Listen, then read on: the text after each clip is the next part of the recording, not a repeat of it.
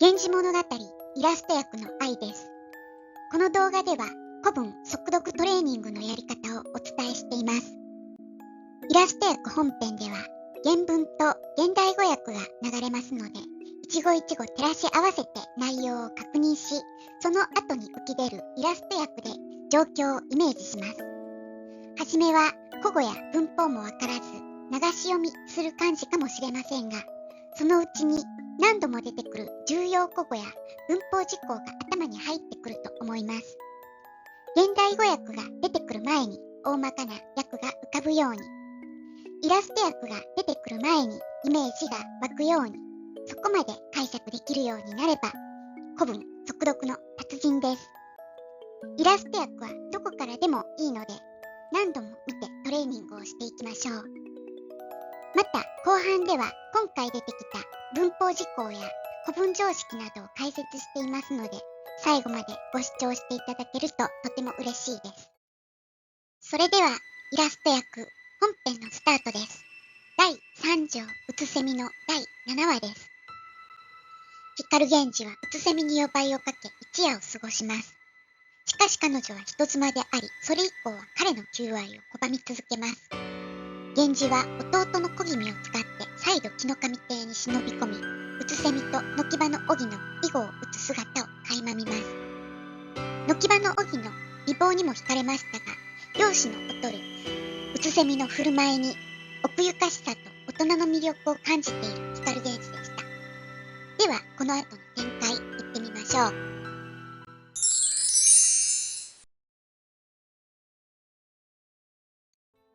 にぎわわしゅう愛行好き、おかしげなるを。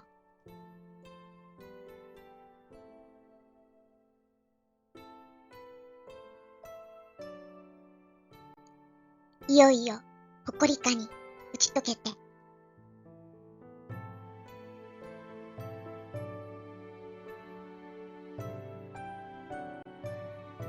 笑いなど、そぼるれば。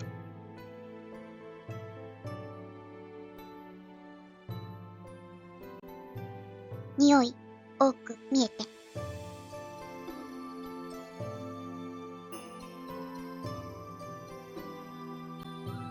去る方に、意図、おかしき、人ざまなり。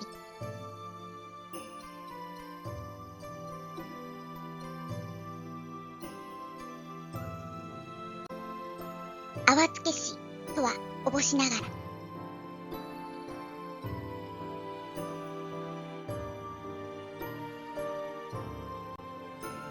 豆ならぬ、見心は。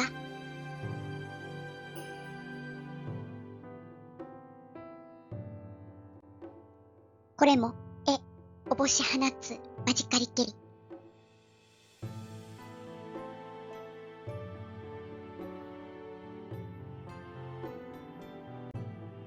見たもう、限りの人は、打ち解けたる、よ、なく。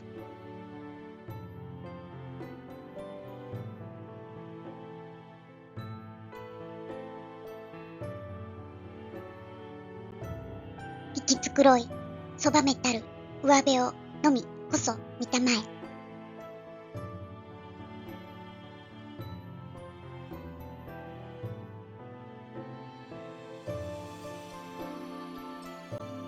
各、打ち解けたる、人のありさま、垣間見などは、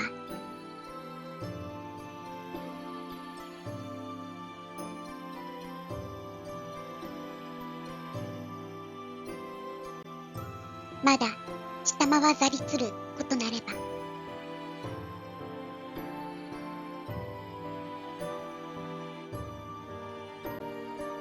何心ものう、さやかなるは、愛おしいながら。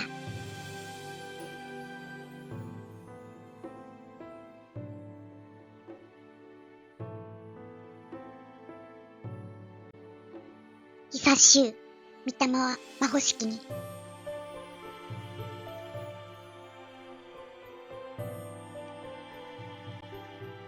小君、いでくる心地すれば。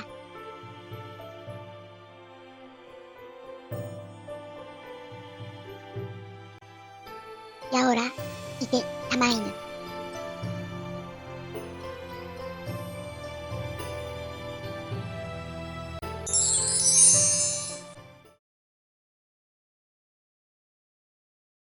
楽しみいただけましたか？単語や文法は頭に入りましたでしょうか？今回の重要古語はこちらです。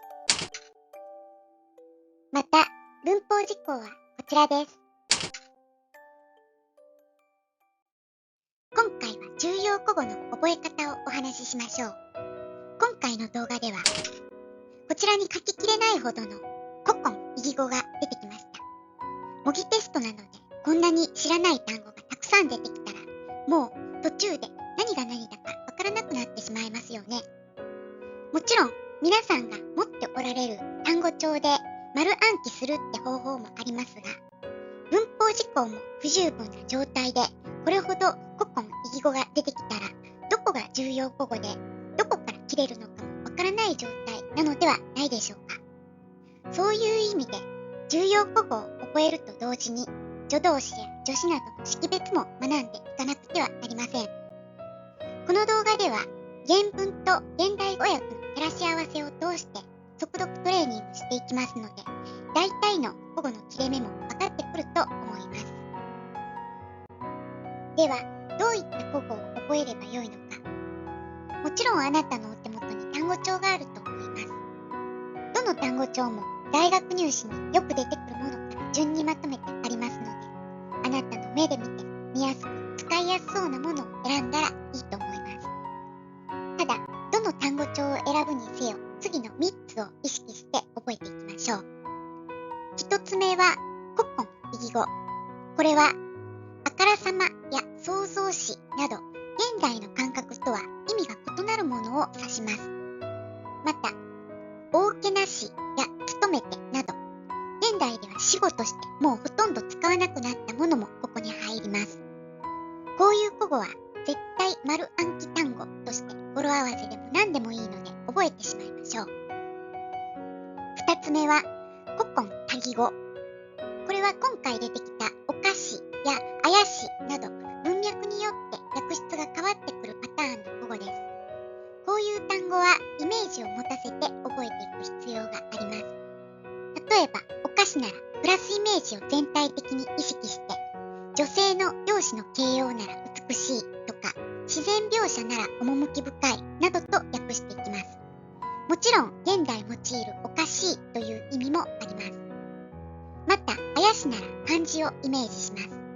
今使っている怪しいなのか、それとも古文特有のいやしいという意味のあやしなのか、文脈判断していく必要があります。さらに、哀れなりやまばゆしなど、プラスイメージにもマイナスイメージにも幅広く用いる古今多義語もあります。これはまた別の動画でお話ししたいと思います。いずれにせよ、古今多義語はイメージを暗記することを意識しましょう。3つ目は古文講義語。古典の世界では現代と慣習や価値観が異なります。例えば、ちぎりが出てきたら単なる約束という意味だけではなく、恋の約束であったり、当時の仏教的観念から前世からの因縁などの意味となったりします。また逆に、現代の意味よりも教義になることもあります。例えば、遊ぶは古典の世界では遊ぶことが限られていたので、半減の演奏会という意味で用いられることが多いし、行うは仏道修行という意味で用いられることがほとんどです。いずれにせよ、古文講義語及び古文教義語は古文常識で覚えることを意識しましょう。では、今回の古文を見てみましょう。まず、愛行という重要古語。これは単語帳によっては載ってないものもあります。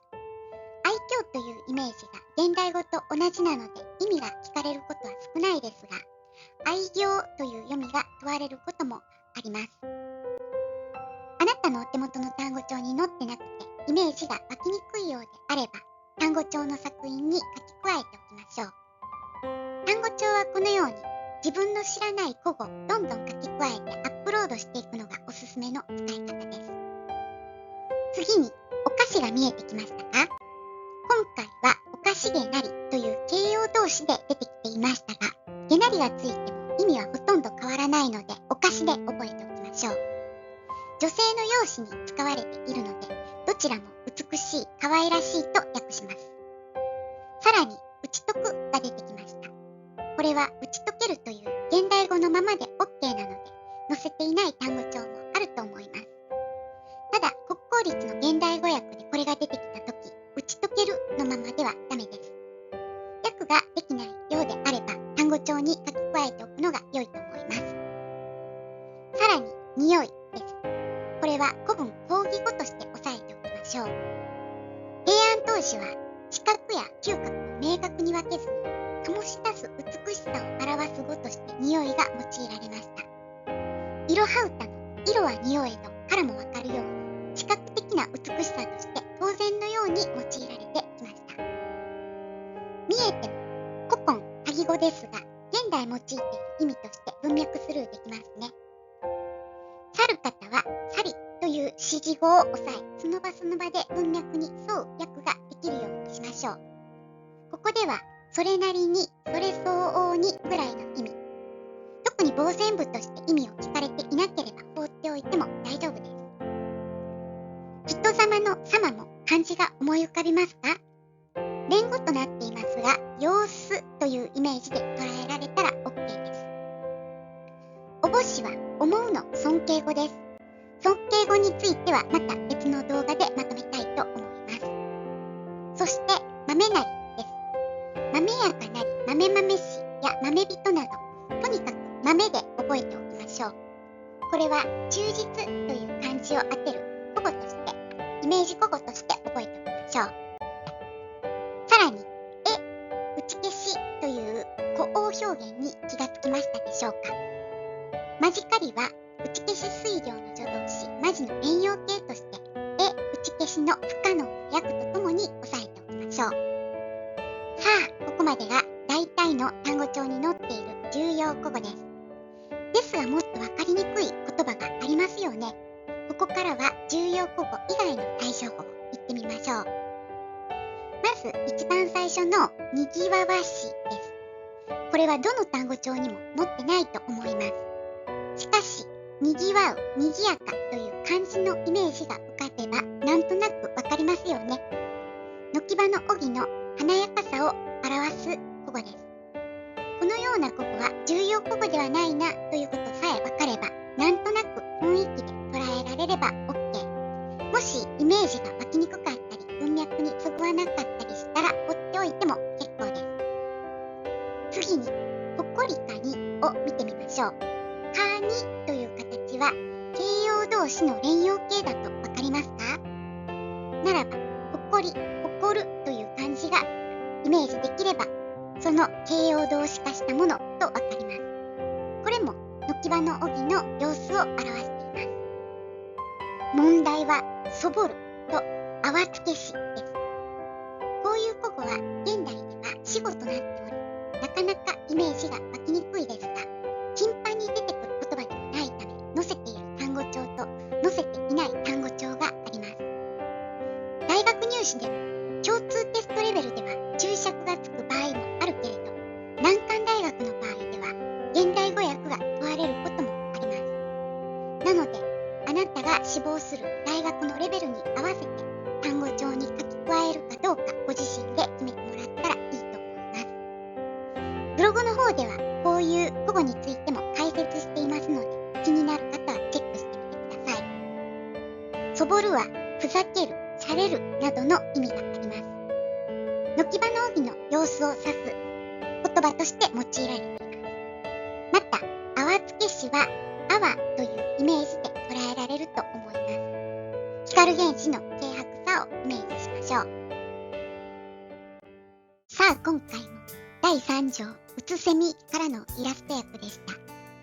第1条きりつぼ、第2条母切りおよび天代の品定めの再生リストについては説明欄のリンクに貼っておきましたので、合わせてご覧になってくださいね。ブログの方も毎日更新をしています。よかったら日々の受験勉強のサポートにお使いください。最後までご覧いただきありがとうございました。何かお気づきのことがあればコメントいただけたら嬉しいです。それではまた。